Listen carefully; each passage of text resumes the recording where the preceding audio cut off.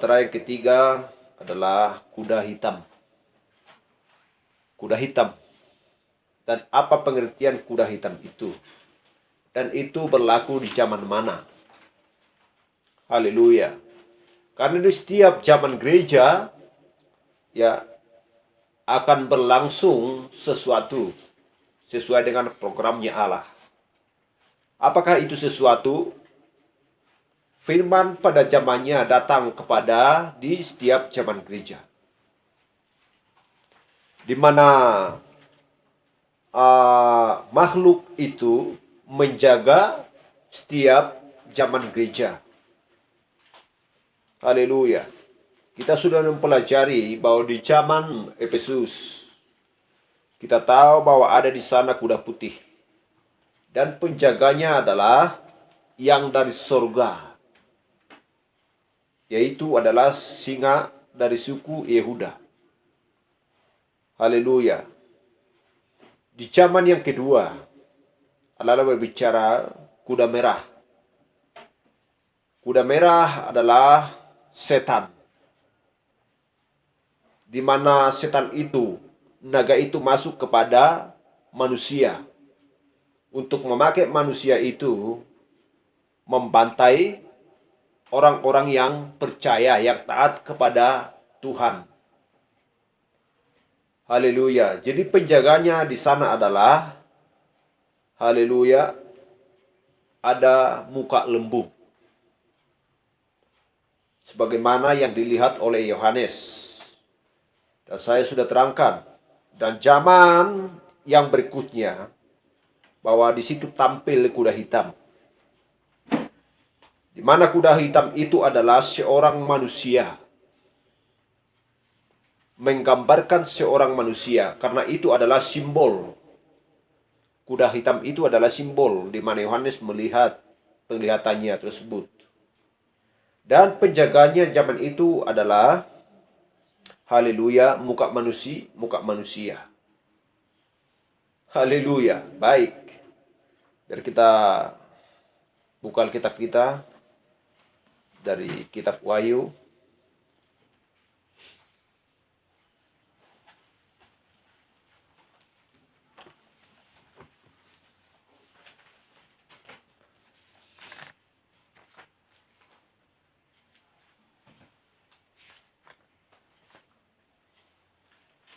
Dari kitab Wahyu 6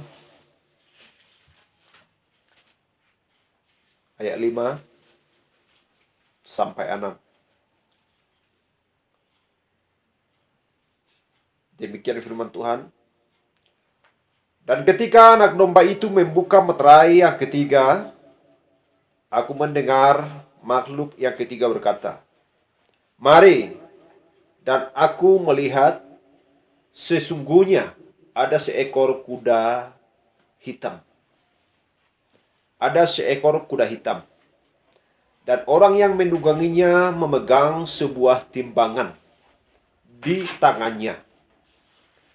Dan aku mendengar seperti ada suara di tengah-tengah keempat makhluk itu berkata, "Secupak gandum sedinar, dan 3 cupak jelai sedinar. Tetapi janganlah rusakkan minyak dan anggur itu." Haleluya. Dikatakan di situ bahwa ketika dia melihat ada seekor kuda hitam. Ya, ada seekor kuda hitam. Ini adalah sebuah simbol seperti saya katakan tadi. Dan orang yang menungganginya memegang sebuah timbangan. Bahwa dia memegang sebuah timbangan ada di tangannya. Haleluya. Nanti kita akan letakkan itu. Apakah timbangan tersebut yang sedang dia pegang? Dan aku mendengar seperti ada suara di tengah-tengah keempat makhluk itu berkata, "Secupak gandum sedinar." Kita tahu bahwa gandum adalah makanan manusia. Dan 3 cupak jelai sedinar. Dari jelai dan gandum, berasal dari situlah makanan manusia pada zaman tersebut. Haleluya. Jadi yang berbicara si dinar ini adalah mata uang. Contohnya seperti zaman kita ini adalah rupiah sebagai alat pembeli atau alat penukar. Haleluya. Dikatakan, tetapi janganlah rusakkan minyak dan anggur itu. Kita tahu bahwa minyak adalah perlambang Roh Kudus. Anggur adalah sebagai lambang atau stimulasi di mana terdapat di loteng Yerusalem. Murid-murid Yesus, mereka sedang mabuk anggur di sana. Stimulasi, mabuk oleh Roh Kudus, itu yang dimaksudkan. Nanti saya akan terangkan.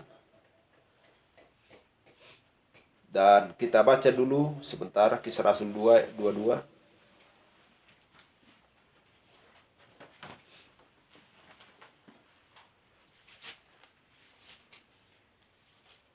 Kisah Rasul 2 ayat 22. Hai orang-orang Israel, dengarkanlah perkataan ini. Yang aku maksudkan ialah Yesus dari Nazaret, seorang yang telah ditentukan Allah dan yang dinyatakan kepadamu dengan kekuatan-kekuatan dan mujizat-mujizat dan tanda-tanda yang dilakukan oleh Allah dengan perantaraan Dia di tengah-tengah kamu.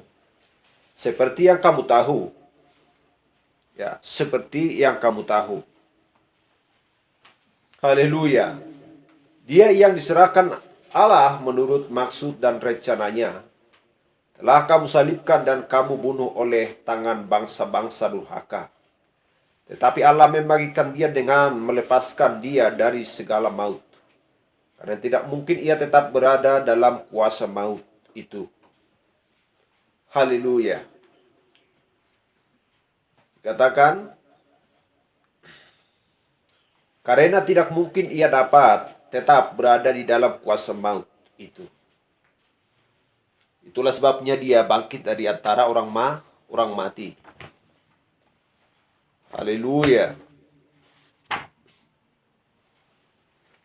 Ada yang tidak pernah,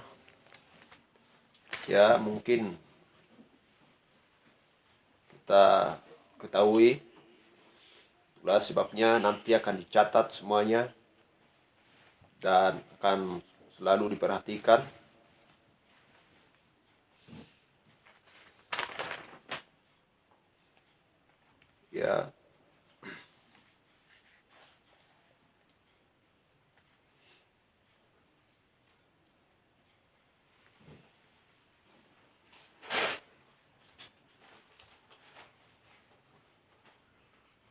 Dikatakan tadi, hai orang-orang Israel, dengarkanlah perkataan ini yang aku maksudkan Yesus dari Nazaret, seorang yang telah menentukan Allah dan yang menyatakan kepadamu dengan kekuatan-kekuatan dan mujizat-mujizat dan tanda-tanda yang dilakukan oleh Allah dengan pengantaraan Dia di tengah-tengah kamu, seperti yang kamu tahu. Haleluya. Itulah sebabnya yang tertulis di kitab Yohanes 3 ayat 2.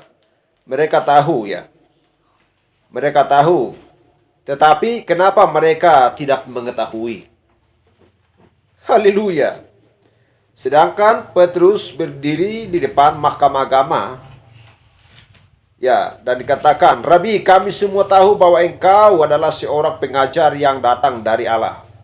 Sebab tidak ada seorang pun yang dapat melakukan hal-hal ini jikalau ia tidak datang dari Allah. Yohanes 3 ayat 2. Mereka tahu akan hal itu. Yesus tidak dapat melakukan apa-apa kalau bukan Allah menyertai dia. Kalau Allah menyertai dia, kalau dia memang utusan Allah, nabi pada zaman itu adalah Allah yang menjadi daging. Kenapa mereka tidak percaya? Haleluya. Lantas kenapa mereka tidak percaya? Untuk supaya genap firman Tuhan. Untuk supaya kita mendapatkan kasih karunia. Haleluya. Untuk supaya benar dan tepat perjalanan ketujuh zaman gereja.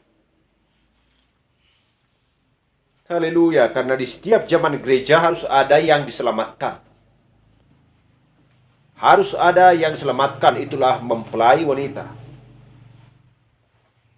Haleluya. Jadi terdapat di ketujuh materai. Yang materai pertama, kedua, ketiga, dan keempat. Di situ terdapat hanya mempelai wanita. Kelima, keenam, ketujuh itu adalah berbicara tentang bangsa Israel. Materai pertama sampai keempat itu berbicara tentang ketujuh zaman gereja. Haleluya. Keempat makhluk itu tadi ya, dari singa dari suku Yehuda, dan juga muka lembu, muka manusia, dan Raja Wali, itu berbicara tentang tujuh zaman gereja. Itu berbicara tentang materai pertama, kedua, dan keempat. Itu berbicara tentang Matius, Markus, Lukas, Yohanes. Haleluya. Itu berbicara tentang Yehuda, dan itu berbicara Efraim, ya, Ruben, dan Dan. Nanti saya akan terangkan. Haleluya. Karena penjaga tabut atau penjaga kemah itu, di mana tabut dibuat adalah tabut Allah. Hanya ada 4 penjaganya. Hanya ada 4 penjaganya di zaman Israel. Di perjanjian lama. Haleluya. Ada yang di timur, ada yang di barat, utara, dan selatan. Nanti kita akan lihat di kitab Ulangan.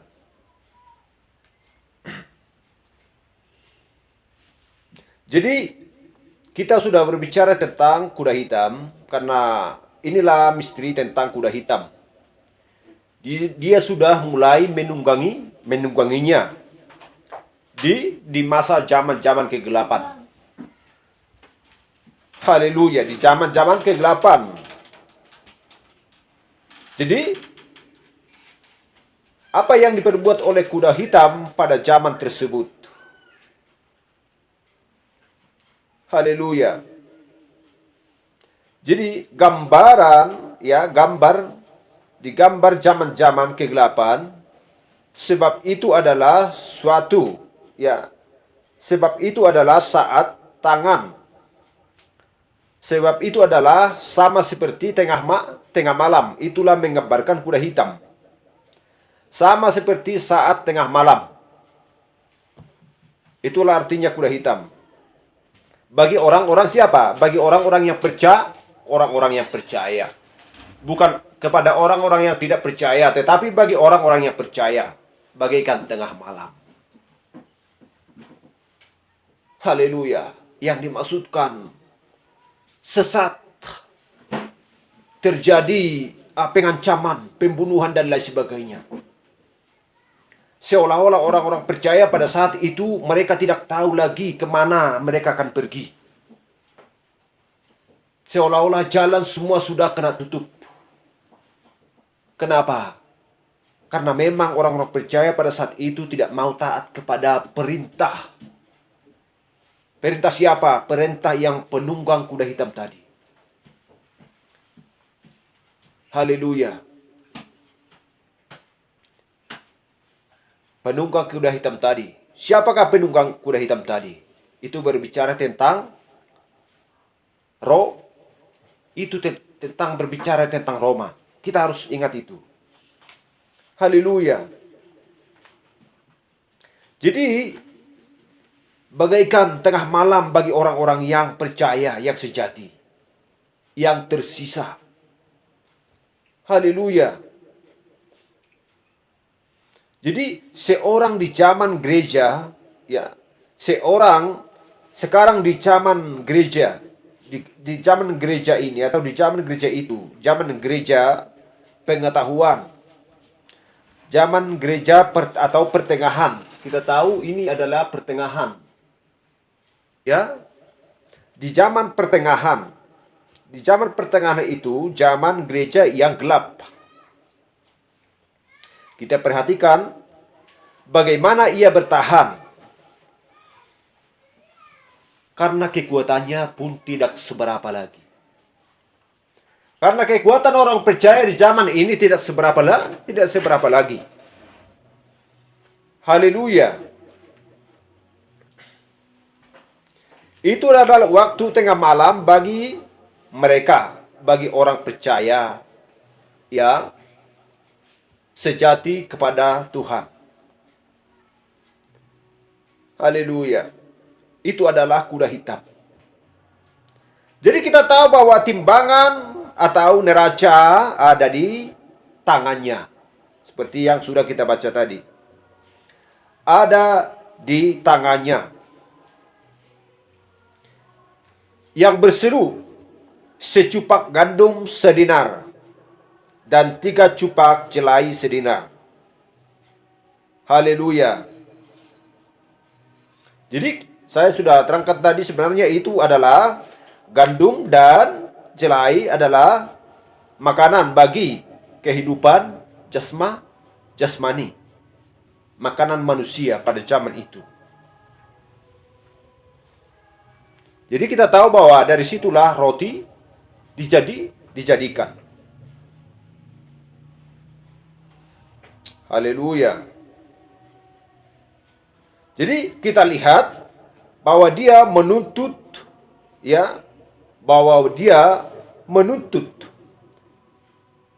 pembayaran untuk hal itu.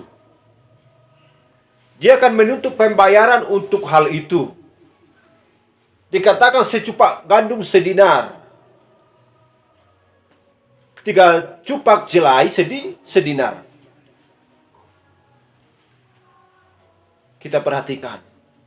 1 dinar hanya secupak gandum ini. Yang namanya secupak. Mana cukup makanan orang-orang. Apakah sangat mahal gandum tersebut? Sangat mahal. Karena orang-orang pada zaman itu tidak semua memiliki gandum dan jelai. Itu dikunci oleh perpolitikan pada zaman itu. Bagaimana supaya masyarakat, bagaimana supaya bangsa ini meminta kepadaku. Haleluya. Mereka tahu bahwa uang dikuasai oleh mereka. Dan tidak dikuasai oleh mempelai atau orang-orang percaya pada saat itu. Haleluya. Kenapa bisa dikuasai? Karena dia sudah menyatu dengan negara. Itu dulu yang pertama kali dikuasai. Haleluya. Jadi bagaimana tentang orang-orang percaya? Mereka menjerit, menangis, menderita. Kenapa? Karena mereka tidak mendapatkan makanan. Uang tidak ada. Haleluya. Timbangan ada di tangan si penguasa tersebut. Gandum ada di tangan si penguasa tersebut. Uang ada di tangan si penguasa tersebut. Jadi bagaimana mungkin? Bagaimana caranya untuk bergerak? Bagi orang-orang percaya pada zaman itu.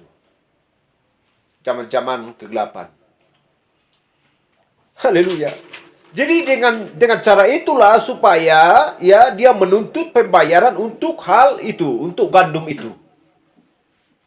Hanya secupak diberikan roti atau gandum dengan uang 1 dinar.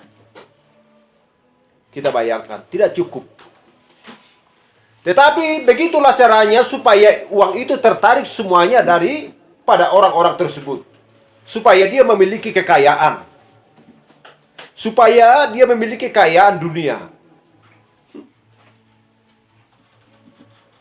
Itulah perpolitikan. Politik itu berasal dari mana? Dari naga yang sudah dicampakkan dari surga. Sehingga binatang itu datang kepada seorang manusia. Kita sudah tahu itu semuanya. Haleluya. Dan apa artinya itu? Bahwa dia sedang meminta ya pembayaran kepada orang-orangnya untuk semakin ya atau semacam pengharapan hidup yang dia berikan kepada mereka dengan membuat dia melalui pada masa itu. Masa itu juga dengan menyuruh mereka membayar. Ya, kita perhatikan untuk membayar untuk membayar doa. Semua berkaitan sampai pada akhir zaman ini. Semuanya berlangsung.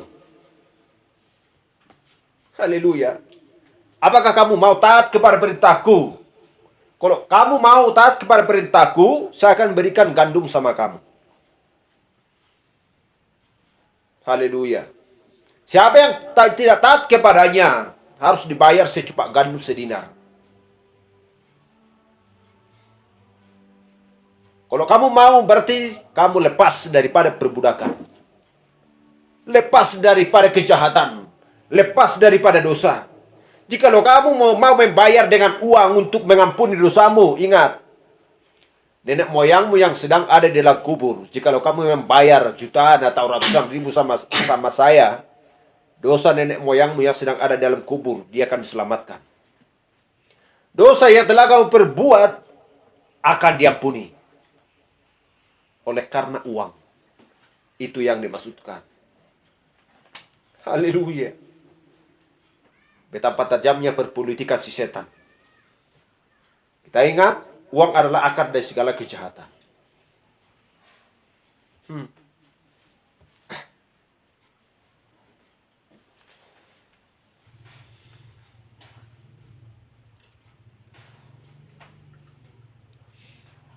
Meminta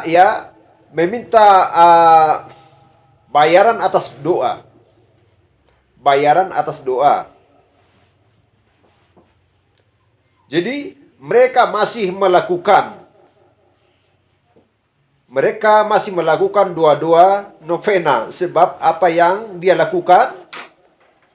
Merebut, haleluya, merebut kekayaan dunia. Merebut kekayaan dunia. Neraca menimbang secupak gandum sedinar dan 3 cupak jelai sedinar. Haleluya. Jadi supaya dia menguasai kekayaan dunia. Itu yang dimaksudkan di zaman kuda hitam. Di zaman masa-masa kegelapan. Haleluya. Jadi bagaimana di situ? Siapa yang mengawasi mempelai wanita atau orang percaya pada zaman itu? Itu adalah yang dilihat oleh Yohanes itu adalah seperti muka manusia. Itu berbicara adalah pada mediator. Utusan pada zaman itu. Haleluya. Sekalian bagian orang-orang yang sudah licik, pintar pada zaman itu. Zaman manusia.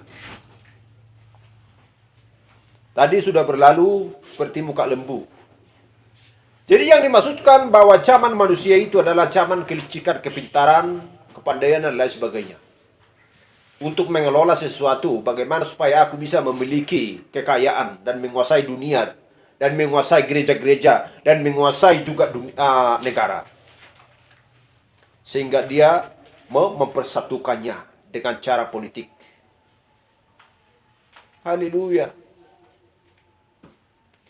Jadi selanjutnya dikatakan, janganlah rusakkan minyak dan anggur itu. Ini materai yang ketiga, sudah bisa kita mudah pelajari dan menempatkan itu posisinya di mana dan apa yang sedang berlangsung pada zaman itu. Haleluya. Ini adalah berbicara tentang jangan rusakkan minyak dan anggur itu. Minyak adalah perlambang Roh Kudus. Haleluya. Dan anggur adalah stimulasi. Mabuk oleh anggur, mabuk oleh Roh Kudus. Stimulasi